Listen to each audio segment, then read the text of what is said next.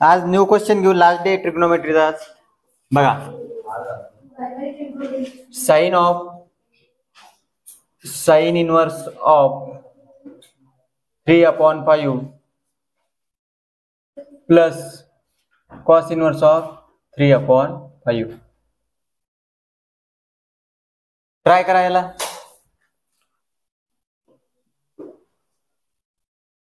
बघा, एकदम easy question आहे. Sine inverse of x plus cos inverse of x याची व्हॅल्यू काय असते? π/2. मग साइन π/2 काय येईल?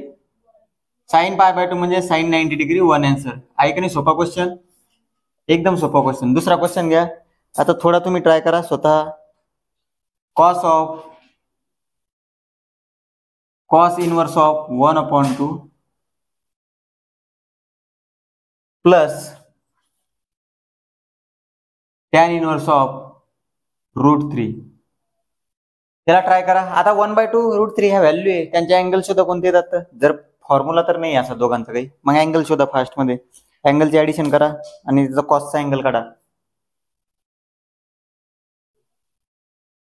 Cos inverse of 1/2 he value काढा पहिले. Cos inverse of 1/2. Cos inverse of 1/2. 1/2 कोणता अँगल आहे? किती आहे? π/3. हा आहे π/3. π/3 म्हणजे किती डिग्री रे? 60. रेंज मध्ये बसतो का? याची रेंज काय? 0 to π बसतो. टॅन इनवर्स ऑफ √3 कोणता अँगल आहे? π/3. मग कॉस ऑफ π/3 आलं बरोबर. π/3 म्हणजे किती होईल ते? कॉस 2π/3. 2π/3 म्हणजे किती डिग्री होतं? 120. 120 बरोबर आहे. 120 म्हणजे काय? 120 म्हणजे तुम्हाला म्हटलं पाय आणि 2π वरच व्हॅल्यू घ्यायची आपण. कॉस 2π/3 म्हणजे कॉस π - 60 म्हणजे किती? π/3.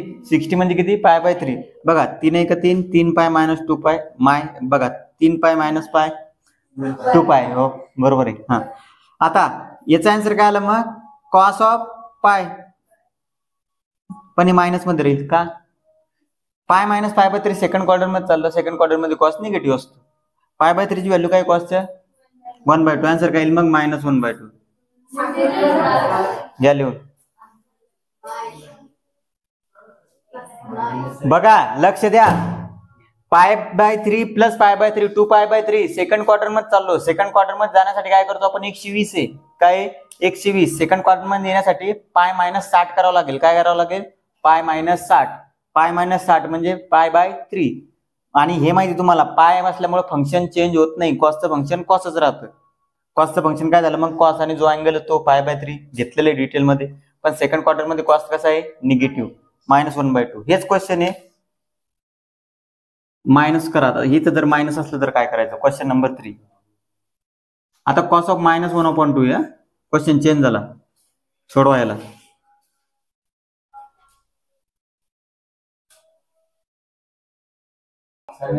आता आपण मायनस टाकलं. इथं काय टाकलं? मायनस. आता तुम्हाला ही गोष्ट लक्षात असली पाहिजे. Sine inverse, cos inverse, tan inverse मध्ये मायनस असले काय करतो? आता कॉस इनवर्स हे मायनस आहे. मायनस असल्यावर काय करतो आपण? त्याला pi minus cos inverse of 1/2. आता एक एक सोडू. पहिले कॉस इनवर्स सोडू. पाय - 1/2. Pi minus cos inverse of 1/2 म्हणजे कोणत्या अँगल हा? 1/3 म्हणजे काय येईल याचा आन्सर? 2π/3. या पूर्णचा आन्सर आलो 2π/3. याचा आन्सर काय येईल? Tan inverse of √3. √3 value direct π/3. आता या दोघांची ऍडिशन करा. Cos in bracket 2π/3 plus π/3.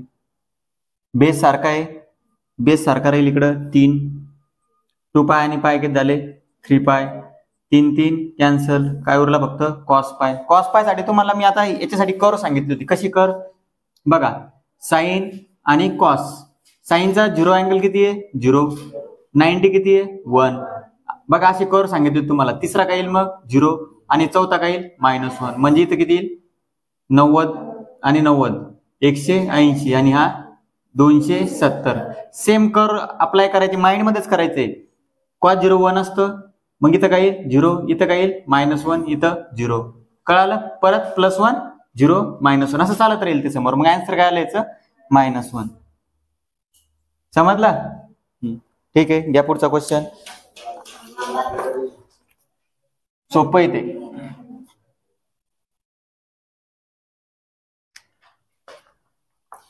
Value काढायची फक्त.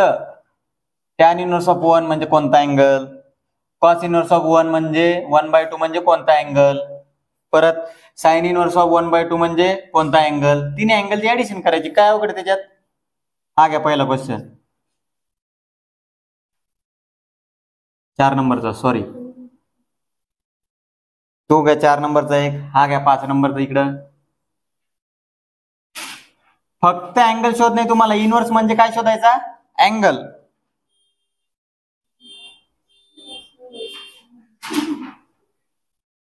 लिहून घ्या आणि ट्राय करा.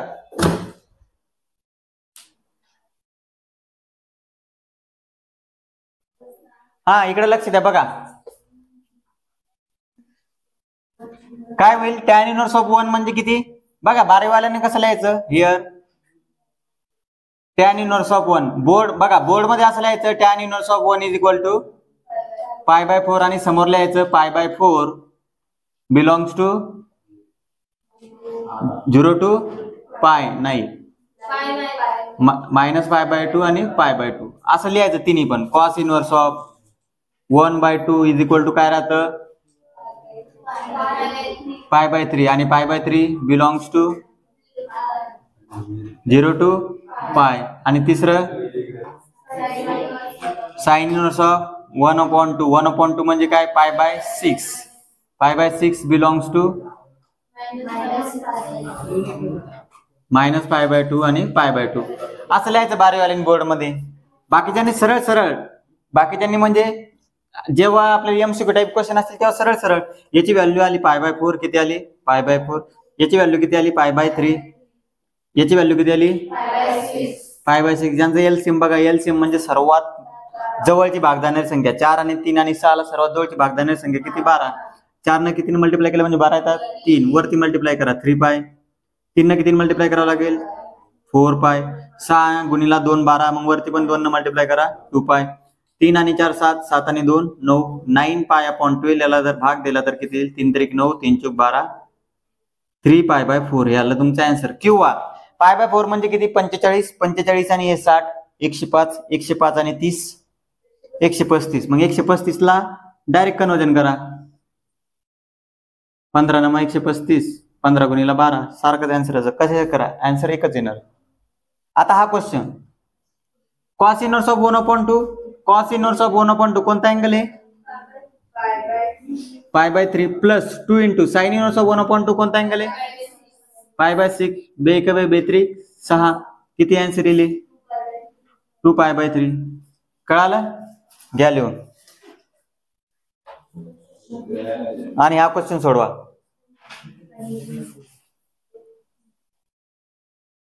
किती नंबरचा आहे, 6 नंबरचा. करा ट्राय. याला आता ट्राय कराय नाही का करू, सोडवा फक्त.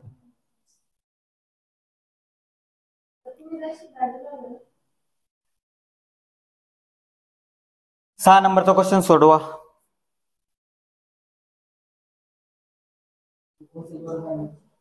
बघा 6 नंबरचा क्वेश्चन.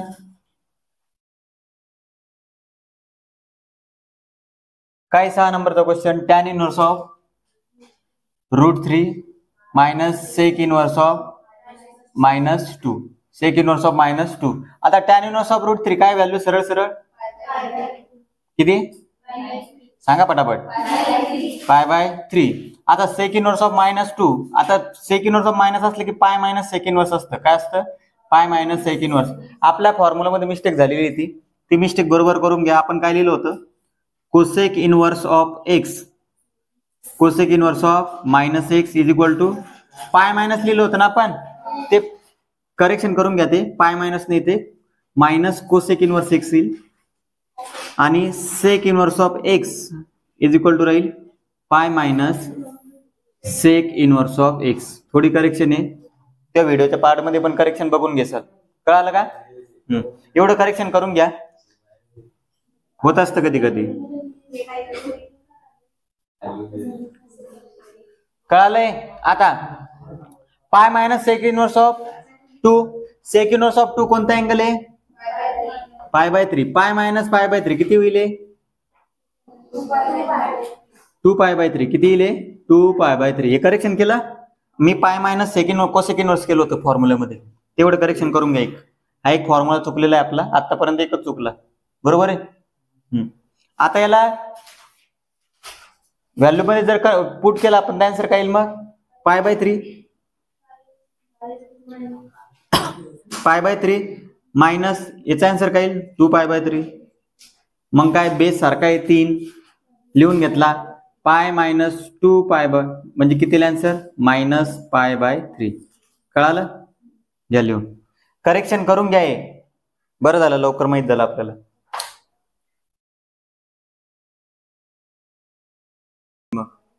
बघा आता थोडे हाय लेवल क्वेश्चन. टॅन इनवर्सचे फॉर्म्युले बघितले होते का आपण? Tan inverse x y is greater than 1, x y is less than 1 आणि x y is equal to 0. आता त्या मेथडवरचे फॉर्म्युले बघा. Tan inverse of 1/2 plus tan inverse of 1/3, tan inverse of 1/3. हा क्वेश्चन आहे. आता बुक मध्ये शो दॅट आहे पाय बाय 4. काय करायचं? त्याला प्रूव्ह करायचं. पाय बाय 4. आता याला तुम्हाला प्रूव्ह करायचंय, पाय बाय 4 या फॉर्म मध्ये प्रूव्ह करायचंय. हा बोर्ड साठी क्वेश्चन झाला. आता तुम्ही असं समजा एमसीक्यू, काय एमसीक्यू, याची व्हॅल्यू पाय बाय 4 आहे ही माहित नाही तुम्हाला, सध्या माहित झाली, पण आपण असं समजायचं त्याला की आपल्याला याला सॉल्व्ह करायचं. असं क्वेश्चन याला सॉल्व्ह कसं करायचं? मग सगळ्यात पहिले चेक करायचं एक्स वाय. काय चेक करायचं? एक्स आणि वाय गुणाकार करा पटकन. 1/2 इंटू 1/3, 1 इंटू 1 1, 1/6. 1/6 म्हणजे 1 पेक्षा लहान आहे, एक एवढा, एक पेक्षा मोठा आहे, 1 पेक्षा लहान. 1 पेक्षा लहान असल्यावर टॅन इनवर्स ऑफ एक्स आणि टॅन इनवर्स ऑफ वाय चा फॉर्म्युला काय असतो?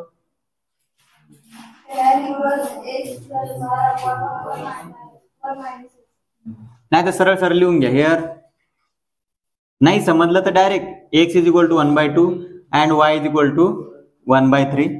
X y is equal to किती आलं मग? 1/6 is less than 1. Less than 1 असल्यावर काय होईल? Tan inverse of x. बघा अभ्यास करताना एकदम डिटेल मध्ये करायचा, पण सोडवताना एकदम शॉर्ट मध्ये सोडायचं. Tan inverse of x, tan inverse of y काय असतं? लेस दॅन 1 असल्यावर काय? Tan inverse of x plus Y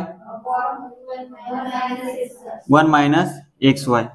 tan inverse of x आणि वाय, एक्स वाय काय घेतलेले? 1/2 प्लस 1/3 अपॉन मध्ये 1 मायनस 1/2 इंटू 1/3. कळालं? आता 1/2 1/3 एलसीएम काढा. बघा दोघा सारखे असले ना डायरेक्ट क्रॉस मल्टिप्लिकेशन करायचं. 3 1 3, 2 1 2, खाली 3 2 6. आता 1 मायनस 1/6. 1/6 म्हणजे अंश अंशाचा गुणाकार. छोट्या मोठ्या गोष्टी या सांगायची गरज पडली नाही पाहिजे. तुम्ही कोणत्या लेवलचा अभ्यास करत आहे ते बघा. हे जर नाही आलं तर काही फायदा नाही. 1 इंटू 1 1, 2 इंटू 3 6. याला जर सॉल्व्ह केलं, आता टॅन राहिला आपला आहे ना, टॅन इनवर्सच्या फॉर्म मध्ये सगळं टॅन इनवर्स ऑफ काय येईल मग याचा आन्सर? 3 आणि 2 5/6 टॅन इनवर्स ऑफ हे आलं वरच्याचा आन्सर. 6 1 6, 6 मधून 1 गेला 5, 5/6 5/6 5/6 आन्सर किती येईल? 1. टॅन इनवर्स ऑफ 1 म्हणजे किती? पाय बाय 4. Hence prove. एक्झाम मध्ये कसं लिहायचं आपलं? Hence prove. इथं डायरेक्ट पाय बाय 4 आन्सर दिलेलं राहील तुम्हाला. घ्या लिहून.